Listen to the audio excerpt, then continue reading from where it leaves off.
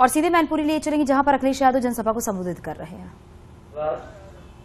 जिन्होंने अखबार पढ़े होंगे कि जब नेताजी रक्षा मंत्री बने और उन्हें सियाचिन की सीमाओं पर जाना था जवानों से मिलने के लिए। जब सियाचिन का कार्यक्रम बन गया तो फौज के बड़े बड़े अधिकारी जो जनरल हैं वो आए। उन्होंने कहा, नेताजी आप सियाचिन जा रहे हैं और अगर सियाचिन जाएंगे तो आपको कपड़े अपने बदल करके जाना होगा। वहां पर जाने पर आपको सर्दी लग सकती है, वहां बहुत सर्दी है, ठंड है वहां पर। और कई बार ऐसा मौसम होता है कि अगर पानी थोड़ी देर के लिए भी बाहर छूट जाए तो जम जाता है। इसलिए नेताजी सियाचिन जाएंगे तो आपको कपड़ा बदलना पड़ेगा। नेताजी ने कहा कि मैं गरीब और किसान के बीच से निकल करके आया हूं, इन्हीं कपड़ों से मैंने राजनीति की और सीखी है। वो पहले रक्षा मंत्री बने जो धोती कुर्ते में आपके सियाचिन की सीमा पर जवानों से मिलने गए थे। इसी तरह रूस जब सुखोई विमान लेने जाना था, एक बार फिर अधिकारी लोग आए और फिर उन्होंने कहा कि नेताजी आप रूस जा रहे हैं, वहां पर बहुत सर्दी है, हवाएं तेज चलती है, कभी कभी बर्फ गिरती है, और अगर आप रूस जाएंगे और कपड़े नहीं गर्म पहनेंगे, आपका पहनावा सर्दी नहीं रोक सकता। नेताजी ने फिर एक बार वही कहा कि आपको याद होगा सियाचिन में मैं इन्हीं कपड़ों में गया था और रूस जाऊंगा तो इन्हीं कपड़ों में जाऊंगा। और आपने पता किया होगा कि जो सुखोई विमान का जब करार हुआ खरीदने का फैसला लिया तो वहां के राष्ट्रपति प्रोटोकॉल तोड़ करके नेताजी को रिसीव करने आए। तो नेताजी किसी ऊंचाई पर पहुंचे होंगे, वो अपने गरीब और किसान को नहीं भूल पाए। नेताजी ऐसे ही नेताजी नहीं बने, उन्होंने राजनीति को नई दिशा दी। अभी मैं प्रधानाचार्य जी को सुन रहा था, उन्होंने विरासत की बात की।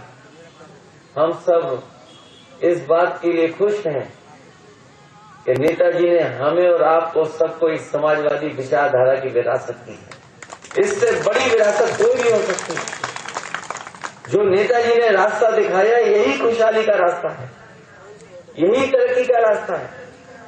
ये जो सड़कें बनी दिखाई दे रही हैं, ये पुल, ये बिजली का इंतजाम, ये अस्पताल, न केवल इस क्षेत्र में बल्कि आसपास के क्षेत्र में अगर किसी ने गांव के लिए विकास को ले जाने का काम किया तो वो नेताजी थे, जिन्होंने बजट का सबसे ज्यादा पैसा गांव, गरीब और किसान के लिए खर्च करके दिखाया।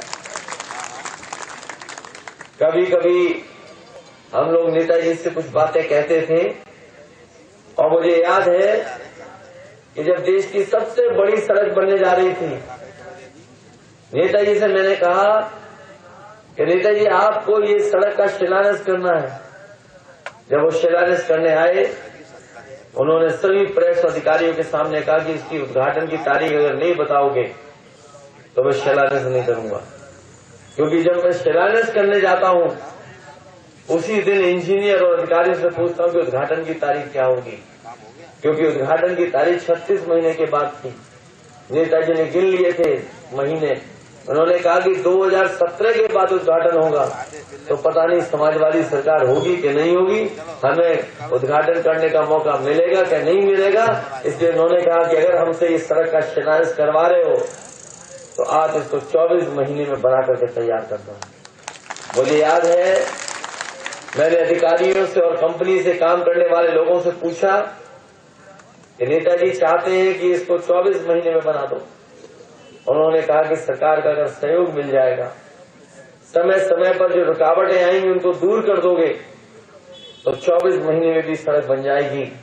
और आपको पता होगा कि 21 नवंबर 2016 में 23 महीने में वो आगरा लखनऊ एक्सप्रेसवे बनकर के तैयार हुआ और नेताजी ने उद्घाटन किया। और जब उद्घाटन हुआ था तो वही लड़ाकू विमान जो कभी नेताजी रूस से लेकर के आए थे, उस सड़क पर पहली बार उतार करके हम लोगों ने नेताजी से उद्घाटन करवाया। ये तो कुछ बातें जो हम लोग आपसे रख रहे हैं बीच में। यहाँ जितने लोग हैं और हम लोग मंच पर, उन सबको अगर किसी ने पहचान दी है तो नेताजी ने पहचान दी, किसी और ने पहचान नहीं दी। वो बरगद के चुनाव चिन्ह से लड़े हों या किसी और चुनाव चिन्ह से लड़े हों, नेताजी का साथ यहाँ की जनता ने कभी नहीं छोड़ा और नेताजी ने भी अपने गरीबों किसानों का कभी साथ नहीं छोड़ा। राजनीति में लगातार उनके लिए लड़ते हैं। इसलिए इस मौके पर जहां आज वो हमारे बीच नहीं है, हम आपसे अपील और निवेदन और प्रार्थना करने आए हैं कि इस बार की जीत ऐसी हो जो देश देखे और लोग जाने कि हाँ, मैनपुरी की जनता कितना नेताजी के साथ जुड़ी। ये जो सत्ता में बैठे लोग हैं, ये केवल समाजवादियों की पुलिस भेज रहे हैं। हम अपने नौजवानों से कहेंगे, ये पुलिस वाले अगर छापा मारने आए तो इनसे भी वोट मांग लेना।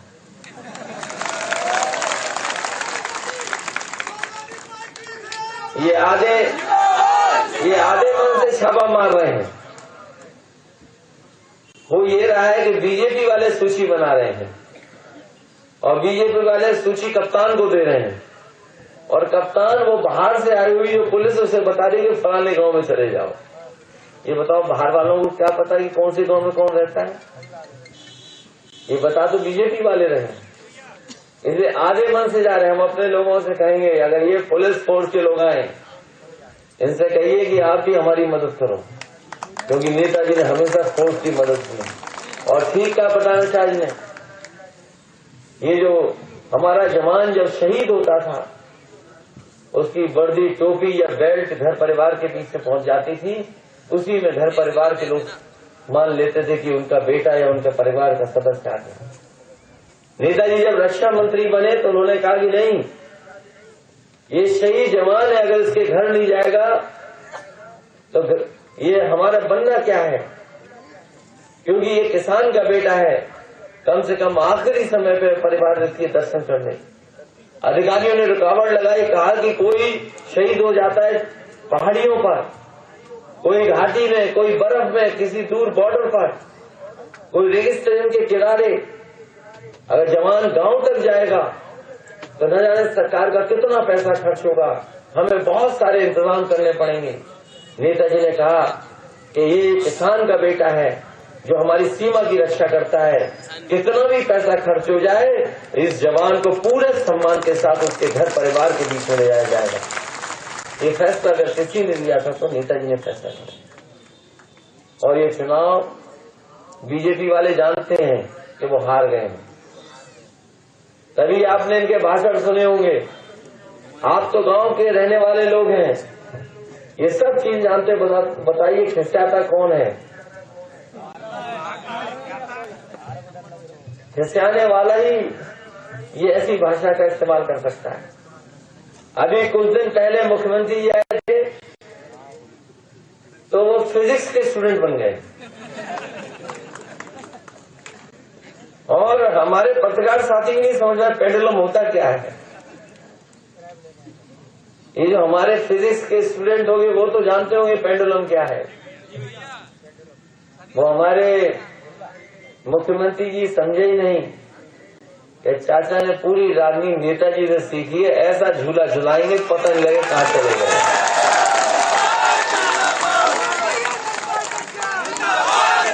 और क्या कर रहे हैं? बोले सिक्योरिटी वापस ले ली, सिक्योरिटी।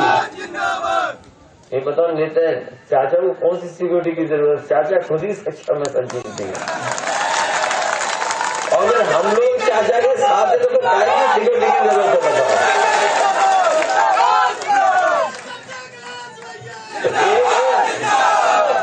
एक केवल वो मुख्यमंत्री नहीं खिस रहे हैं, दो उनके असिस्टेंट और हैं। असिस्टेंट मुख्यमंत्री, वो डिप्टी सीएम नहीं है, असिस्टेंट है मंत्री। कभी देखा आपने छापा मार डॉक्टरों को? एक है छापा मार रहे हैं डिप्टी सीएम और दूसरे स्टूल वाले, उन्हें कभी कुर्सी नसीब नहीं होगी। तो ये सब खिसाए हुए लोग हैं क्योंकि ये जनता के लिए काम नहीं कर रहे। और अगर जनता के लिए काम कर रहे होते तो इन्हें अधिकारियों फोर्स की जरूरत नहीं पड़ती, झूठ की जरूरत नहीं पड़ती। बताइए 22 में चुनाव था, इन्होंने गरीबों को धोखा देने के लिए चना दिया। गरीब को लगा ये चना अब हमेशा मिलता रहेगा, और जैसे ही वोट दे दिया चना साफ हो गया। वो नमक भी मिला था, नमक, और वो नमक इसलिए दिया था कि जनता गरीब है, भोली वाली जनता है, सीधी जनता है। इन बीजेपी वालों ने फैला दिया कि अगर आपने बीजेपी का नमक खाया तो वोट भी हमें दे देना। और जो नमक मिला था, जानते हो कैसा नमक मिला था? ये हमारे लोग पर उनको जानकारी कम होगी कि नमक कैसे लेकर के आए थे लोग। ये गुजरात के किनारे, समुद्र के किनारे बड़े बड़े गड्ढे खोद देते हैं, और गड्ढे में समुद्र का पानी भर जाता है, जब सूख जाता है वही नमक बन जाता है। इन बीजेपी वालों ने वही नमक जल्दी जल्दी भरा और उत्तर प्रदेश के गरीबों में बांट दिया। तभी आपको पता होगा कांच भी नमक में निकला था। रिफाइंड तेल दिया, रिफाइंड जो उन्हें वोट चाहिए था।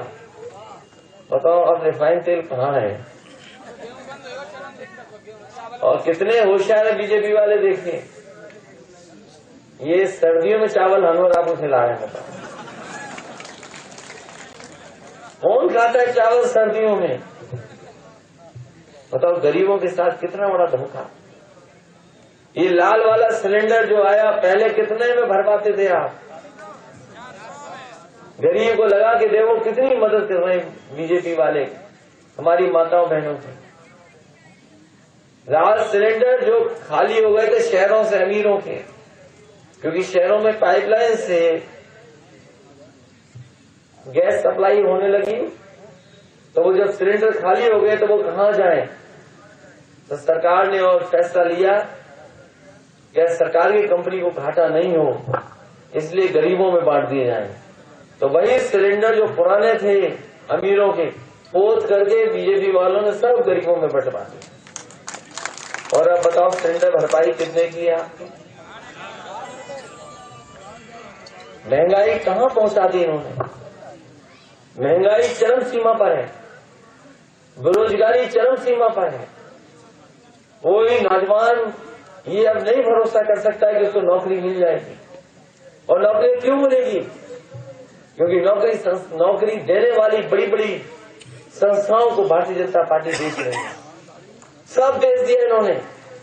ये कुछ दिन और रहे तो ये सब बिक जाएगा। और याद रखना आप लोग जिन्होंने इतिहास पढ़ा होगा, एक कंपनी जो ईस्ट इंडिया थी, वो कंपनी थी, वो कंपनी एक कारोबार करने आई थी भारत में, और एक कानून से कंपनी सरकार बन गई थी। जिन लोगों ने इतिहास पढ़ा होगा वो जानते होंगे कि जो ईस्ट इंडिया कंपनी थी वो व्यापार करने आई थी, वो सरकार नहीं थी। लेकिन इंग्लैंड में एक कानून बना, वही कंपनी सरकार बन गई। और आप देखो आपकी जो भारतीय जनता पार्टी देश की सरकार है, धीरे धीरे कर करके सब बेचे दे रही है। और हो सकता है एक दिन ये भारत की सरकार भी कंपनी के हाथ में आउटसोर्स हो जाए, कोई और चलाएगा। जब सरकार के हाथ में ही कुछ नहीं बचेगा तो क्या बचेगा? अभी हम और आप लोग चुनाव में हैं, चीजें ऐसी ऐसी बिक रही जिसकी आप कल्पना नहीं कर सकते। ये हमारे पत्रकार साथी जानते होंगे, उन्हें लगता था कि एनडीटीवी कम से कम हम नहीं बोल पा रहे, वो बोल तो रहा है हमारी बात। वो चैनल भी बिक गया। बिक गया कि नहीं बिक गया? और जब चैनल बिक रहा था तो मुंबई में सबसे बड़ा इलाका था स्लम एरिया, वो भी बेच दिया सरकार ने। कुछ हजार करोड़ में 650 एकड़ जमीन बेच दी, कुछ हजार करोड़ में। और उसकी कीमत साल 2 साल 3 साल बाद हो सकता है 3 लाख करोड़ हो, 6 लाख करोड़ है, कोई अनुमान। तो मैनपुरी से आप अखिलेश यादव को सुन रही हैं, जहां पर उन्होंने बीजेपी पर तंज कसा है, कई बड़ी बातें भी बोली गई हैं, बीजेपी को हार का डर सता रहा है। ये लोग जनता के लिए काम नहीं करते हैं। तंज कसा गया बीजेपी पर। ये लोग सिर्फ और सिर्फ झूठ बोलते हैं और यूपी के गरीबों को मिलावटी नमक मिल रहा है।